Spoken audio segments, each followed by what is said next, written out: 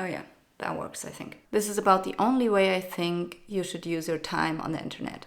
You can take this as a lesson in minimalism or purism or just how to live a simpler, happier life, because I think that is what it will essentially lead to. I have flowers. My kid brought them in.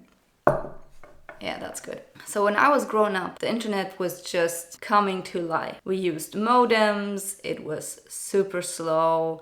You couldn't talk to people while you would use the internet on the phone, and it was expensive. So for instance, Google, that wasn't a thing that existed. We used something called Alta Vista, and it would just scour the internet for websites matching your search, download all the search entries, and so you could go offline and then look at the search entries and the little summary and see if one was a match, and then go online again when you were ready, so you wouldn't waste a lot of money while surfing, and then you would open the website when you were online, and if it was a large website, you would go offline again and just scroll through it, right? So back then we also had something called offline mode. I think it doesn't really work that well anymore because all the websites have so many scripts linking to interactive shit that nobody needs that you can't really download a website and just scroll through it and look at it while you are offline. So I saw this whole evolution of the internet going from this very, very simple thing to an overcomplicated bunch of bloat sites. I'm not excluding myself, my page has ads on it, but you know, if my YouTube will get big enough at some point, I will just remove all the ads and put in, I don't know, a Bitcoin link where you can send me thank you money or something like that. I want it to be profitable or at least break even, and right now I just use my ads to fund the cost of my website. And I have reduced it to, I don't know, low to medium ad load, so I don't want to know what heavy ad load is because you can manage that in AdSense. It's really weird. Anyway, so I saw the internet go from this place of personal websites, university websites, and the rise of Wikipedia. Well, that was so strange. Like back in the day, nobody believed that Wikipedia was a thing. We all thought that was stupid and you would need a hard copy encyclopedia, something you can look up stuff that was curated, where journalists and writers worked on, experts that were paid to do that. Nowadays, everyone's like, oh, well, I just put in Wikipedia as a source. Like, I still don't think that's a source. You should always go down the sources list and look at the sources of the article and just use those. Like, it's one more click, just do that for your school paper, that's better. And if you're not in school and you're in university, you should know by now that Wikipedia isn't a source, because a source needs a single author or multiple authors that can be named and that you can contact and that you can cite. It's not really possible to do that with a Wikipedia article. You never know who worked on this and who is vouching for this. Yeah, that's the reason why you shouldn't be using it as a source. Not because it's not good quality information. I mean, sometimes it isn't. I edited a bunch of chemistry and physics articles on Wikipedia, and I have to say that a lot of the syntax is wrong there or weird, and it being international also makes it more difficult for some people, I think. Anyway, not the point of the video. The point was that I thought, what would the internet become one day? Would it become a place of research? I mean, for a while it was the Wild West. You could get any paper, any book for free if you knew where to look. And I have to say I enjoyed those times. It was so easy to find music. Not that I recommend any of this semi-legal / illegal stuff, but I know a lot of people who got their huge music libraries like that. And now I feel the internet has devolved into this streaming service. You don't download stuff from somewhere to have it and own it, store it somewhere. Even though now we have terabytes. We can host, gazillions of albums if we want to, just on our phones. And we don't do it because we prefer to pay money to a phone company to be able to have like a volume of data per month and stream shit. I don't know. I mean, that makes sense for videos. I don't want to download every single YouTube video I watch. It also makes sense for podcasts.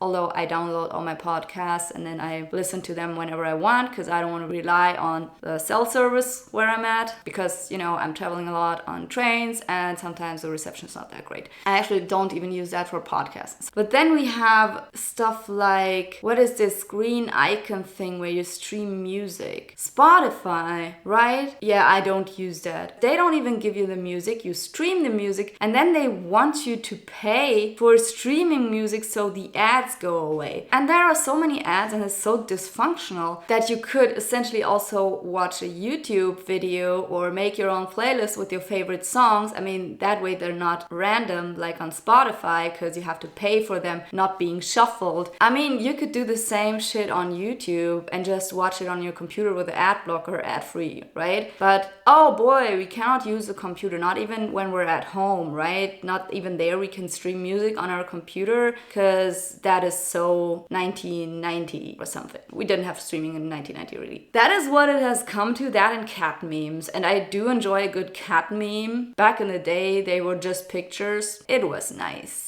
And today, everything is a video, everything has to be a video, everything has to be in your face animated, but with horrible text. Every day more user content pops up. I believe the internet is made up of 99% user content and 1% knowledge, including curated content made by experts. And that is so sad. Like 99% entertainment that is keeping you from understanding and learning more, being more awesome, filling your brain with useful stuff instead of crap. And then there's 1%, struggling to survive, spreading knowledge. And I mean, on top of that, we have like a media crisis going on where you're misinformed by mass media or scared or, I don't know, there isn't even a good balance in this small curated place of 1% that makes up, actual knowledgeable content. So yeah, I think we are in an internet crisis and I believe that a lot of stuff that's online is a waste of space. And I include some of my content, some of my older cringy videos and a lot of my minimalism videos because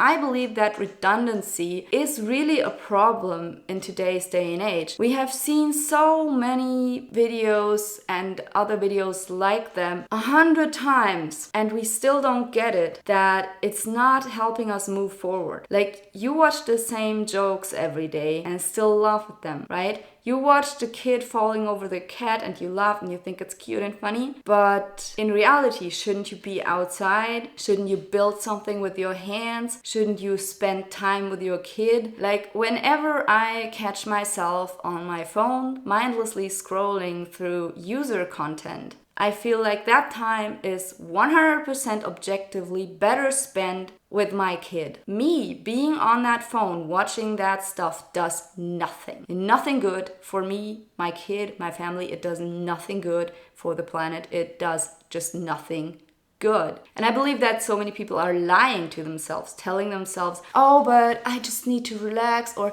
oh, it helps me get out of the bed. Do you believe that shit? Like, who told you that it's okay to deceive yourself into that kind of fallacy? No, it's not helping you. You know what helps you? Put away your phone, put it in a different room, like not just the corner of your room, and then use an alarm clock to wake you up in the morning, not a phone, an alarm clock, and don't spend time on your phone until after you had coffee. Will you last for a week doing that? Because I don't think so, because you are an addict. You're an internet addict, a content addict. You're watching me telling you stuff because it's relaxing to you. And I understand. But the thing is, when I grew up, my dad, he used to have the TV on in the morning. And I thought that was such a trashy thing. We would watch stuff like, I don't know, Dallas. There was a show called Dallas and Golden Girls or something, Golden Gate, I'm not sure. Golden Girls, I think. It would just run in the background, And I hated it as a kid. I didn't want this in my brain. I didn't like these people constantly crying, and then they had horses and they played golf and that kind of stuff, and I couldn't relate to that because I was 7 or something, or 6, about to go to daycare or school or something. And my mom, she was a surgeon, so she usually was at the hospital by the time I had to get to school. And my dad, he got up later because he could go to work whenever, and so he took care of me and he had these shows running. in the background. I remember that I thought when I was big, I wouldn't have a TV. And that is exactly what I did. When I moved out, I didn't have a TV, and I never bought a TV in my life. I will never own a TV, and I can say that with 100% certainty. I mean, unless they put me in a home for the elderly and they have a TV installed and then they bombard me with this useless shit all day. Unless that happens, which I hope won't happen because I'm being a nice mom to my kid, at least I'm trying. So I hope that she will not abandon me when I'm old. Unless that unlikely scenario happens, I will never own a TV for the rest of my life. However, like many other people, I am also deceiving myself here, because I have been watching shows in the past, and TV shows are a large contributor to me being able to talk in English. Like, I would not be able to speak English like this if I hadn't watched so many seasons of Grey's Anatomy. Like, shame on me. I know. This show has become so woke and so boring. I don't know. I'm not happy with how it went, so I stopped watching it. There were so many medical inconsistencies and so many political things, and I don't like when shows get super political in a weird and lecturing and patronizing way, so I stopped watching that show. Anyway, I think we have to extend this I don't want a TV to I don't want TikTok, I don't want TV shows, I don't want entertainment content unless it's interactive or in a cultural setting. Like going to the opera, that is completely different. Like watching ballet in a theater, that's something else. Watching ballet on a screen, it's not the same. It's not the same, it's not the human experience. And you have to go for the human experiences. You have to save up for the human experiences and reward yourself for not doing all this shit all year long, wasting your time. I mean, imagine, even if you just spent 10 minutes a day on TikTok thinking, oh, I'm just taking in some funny stuff, it makes me feel good. First of all, going out on your balcony and, watching, I'm looking at some green trees, it's really nice out there. For 10 minutes, having my coffee there in the cold in the morning wrapped in a blanket. That would make me feel much better than looking at TikTok. Reading a book will make me feel much better than TikTok. But you have to get over this instant hurdle of, oh, but it costs me energy to read, and I'm so tired. I'm not ready yet, and I just want to relax a little. All you do is want to relax. And so all your brain knows is how to relax. These are all excuses. None of these are actually rooted in any mental problem or physical problem. You have just trained yourself to be this way, and now you're deficient and now you feel like you can't. But you can. You can resist this crap. You don't have to consume this content. I mean, I understand, if you consume at least long form content, like videos like this, I'm trying to make it a little bit intellectual and making it pensive and relaxing too,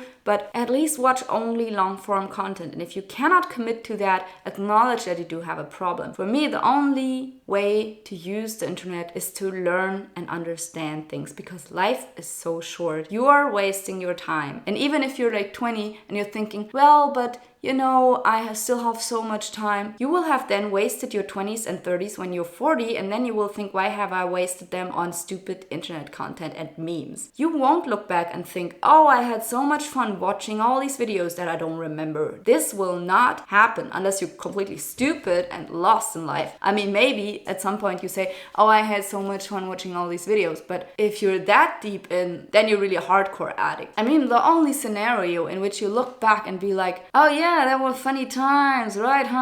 That is the equivalent to a drug addict bragging about his using stories and how he got stoned behind some dumpster. That is on the same level intellectually, retrospectively making it look good and making it look heroic and crazy. Yeah, that one time you got so drunk you made out with your ex and it was a bit shameful and weird, but no, it wasn't funny. It wasn't cool. You didn't enjoy yourself. As soon as you are honest about this and accept that this was all bullshit and a waste of time, that's the point from which you can move on and be like, I'm not consuming any more of this content. I'm not going to be an internet addict anymore. And I also want to give you a little tip how you can trick your brain into not feeling like an addict who's out of stash. Because I assume you're thinking you have to do this cold turkey, but you actually don't. Let me tell you you how I got off nicotine, because I was a smoker for 10 years minimum, I think 10 to 15 years. So I smoked quite a lot in my life. And it was really hard for me to stop smoking. Even when I wanted to have kids, I couldn't do it. But at some point, I just told myself, you know what?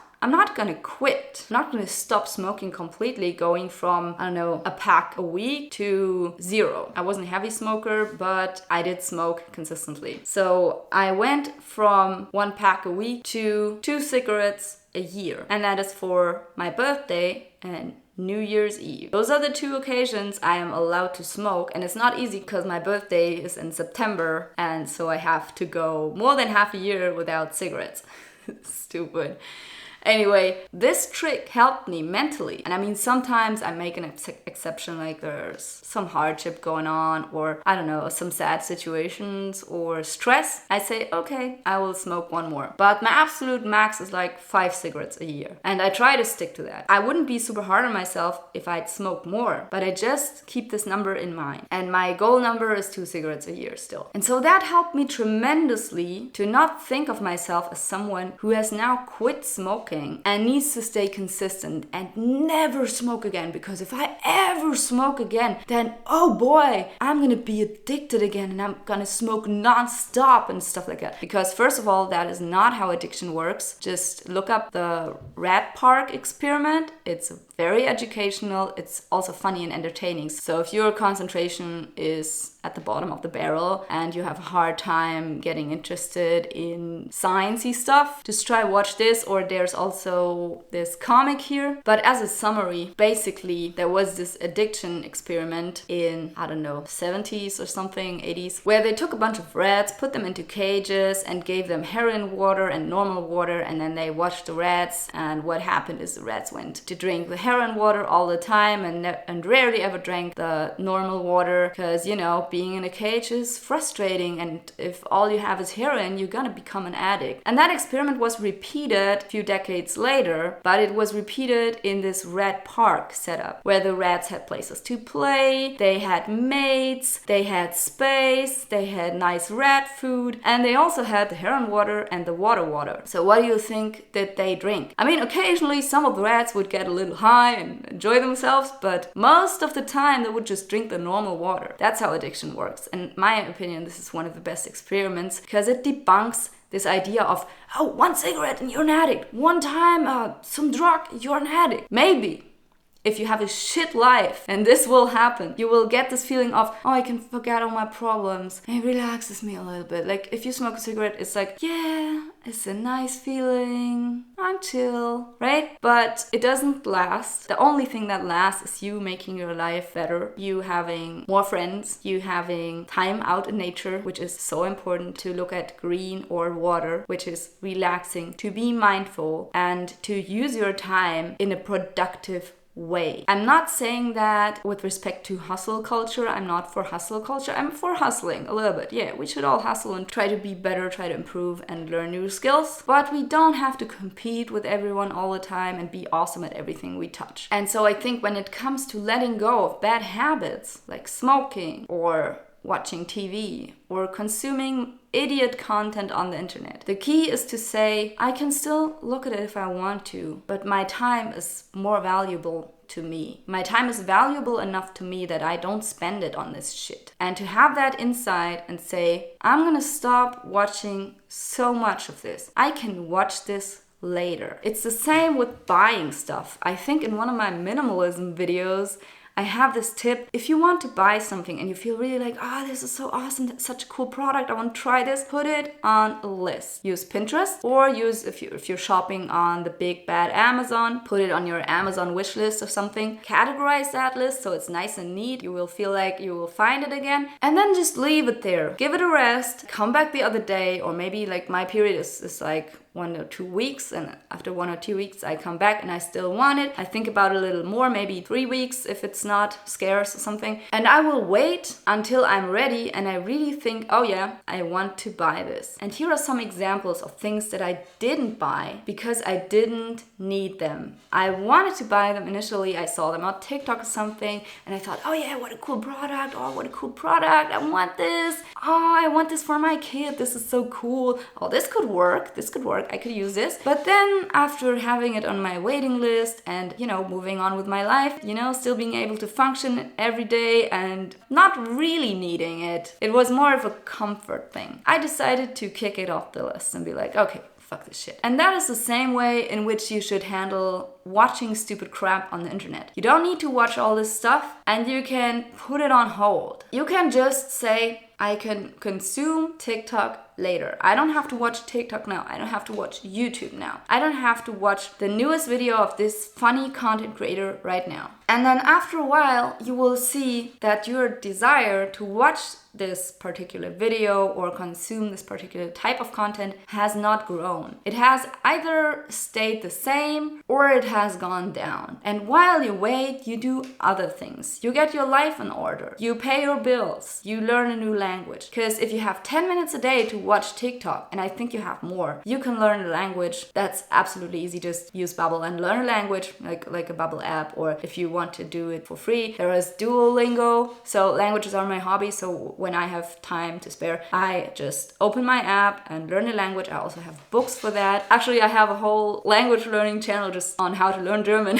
which is a very, very stupid hobby of mine because I distract myself with doing too much. That is my problem. Like, I don't watch too much, I do too much, and I start a lot of projects. Dude, that is still better than watching a lot of content all the time. Because especially if you're a creator, you should always try to stick to, create more than you consume. I think that is a thing in the creator space. Like, you should always produce more content that you take in, because a lot of content is not inspirational. It is giving you ideas, yes, from other creators in your space, but it's also taking away creativity. So I personally don't watch any minimalism content. I'm so not interested in minimalism content. I watch hiking videos sometimes, but most of the times I also don't, because I create the content that I want to create and I don't really have any input on that. It just emerges in my brain. And I think that's how it should be. That's how it's been all my life, from art school to now, to creativity in the lab, to find solutions. If your laser isn't working, what do you do? What kind of specs do you need? You have to be creative all the time. And I think the more creative you are, the more happy you will be. And the more TikTok and short form content especially you consume, the less creative you will be. Because for your creativity to develop, you really need time and consistency and endurance. And you cannot develop that if you constantly consume short form content. So yeah, the only way to use the internet mindfully, if there even is such a possibility, is to consume only long form content and mostly content that transports knowledge and content that is good for you, content that leaves you with a nice feeling. And it can also be a rant, if you agree with somebody on something and you just want to listen to somebody making sense because you feel like, oh, this world is just so crazy right now. I have that a lot. I watch content creators that just give me the feeling that I'm not the crazy one. But don't indulge in that too much. If you get sucked into this bubble of reassuring content that doesn't really have a subject and doesn't really teach you anything, you're not learning. And learning is the one thing that your brain wants to do, that it's really good at, learning and then recalling what you learned and use it. That is the way you become a happy human. That is the way you create other happy humans. That is the way how you go to bed at night and feel like you've accomplished something. Even if you fail at a bunch of things and you feel like you're miserable, at the end of the day, if you can tell yourself, well, but I learned 10 new words in Swedish, it feels good. Whatever you do, it's the same feeling. And if you do that consistently, you can apply it to other parts of your life, because you learn how to be consistent in one part and it gives you a good feeling, and you understand that this initial hurdle of just starting something isn't that bad, and that it's mostly the same for all other tasks. And so you can apply that to cleaning up your apartment, getting your finances in order, working on your relationship, finding a new hobby, dealing with your career, and all sorts of things. So I hope this video was encouraging to you. I know it is hard and it sounds a little bit pretentious to say that the internet is only for research. And I know that a lot of people will be like, user content is fun and it relaxes me and it's just part of the internet and memes are part of nerd culture and blah blah blah. I hear you because I have told myself this bullshit for a long time, but I still always come back to that there is absolutely no use and no benefit in user content and entertainment. For me, the real entertainment is like art, and there is user content that is art, but for me that's not really user content anymore. Because user content is content that anyone can create and you don't need skills for it. If you have to be skillful, like really skillful as in hard skills, like good editing skills and manufacturing skills and that sort of thing, tech skills. Hard skills, not just, oh, I have a quirky personality and I'm out there. No, that's talent. That's not a skill, that's talent. All right, and that's getting lucky. But if you see someone putting in hard work, creating something with their mind or their hands, that's different. You still shouldn't consume a lot of entertainment all the time, because then you're zoning out and you're getting distracted from your life and what you want to accomplish. And then you wake up and you are 60 and you still don't have a house. So stay focused on what helps you to move on, to get educated, to get more skilled. Do not focus on other people and their lives unless they inspire you to do something with your life. And if you want to consume entertainment, try to do it in real life and not online. Go to a concert, go out for dinner. Will it cost a little bit more money? Maybe, but then you just don't do it as often. Just do it once a month. You know, you always say you have so much time, you're still so young. Then why does this matter? Why does the time that you spend on your computer or phone not learning anything, why does this time not matter? But then when it comes to saying, oh, you have to maybe invest some time and work and save up money, and then you can go to a real life event where you can socialize with other people, which is healthy for you, where you can go out and push yourself to get out of your comfort zone. Why is this time you invested to get there not better spent? There is no reason for that. This time is better spent, objectively better spent. It's better for your brain, it's probably better for your overall health to work towards a goal and then reward yourself, like a long-term thing and not instant reward. And that will help you to learn how consistency works, how it works to learn new skills and stay behind it and then accomplish it and then be happy that you did. And so yeah, here is one homework I want to give you. And that is, for tonight, put your phone away in a different room, get an alarm clock or something else. I don't know, I have a smartwatch to see if I slept well. I know it's stupid, but I just like data. So let your smartwatch wake you up or something, or let something else wake you up. Find a way. I mean, you can put a timer on your computer that beeps. Your computer will not distract you as much as your phone, because I know you're lazy. Find something that wakes you up if you don't have an old school alarm clock, and then tell me in the comments how it went. Just take the URL of this video, copy it, or press the share button if you're on your phone. Press the share button, copy it into your Google Notes or Google Calendar, set a reminder for tomorrow to answer me, and then come back and let me know how it went. And if you don't want to do that, well, if I may ask, would you be so kind and still comment something for the algorithm, because it really helps out my videos. Anyway, thanks for watching, that's it. Having more shit in your brain that isn't actually crap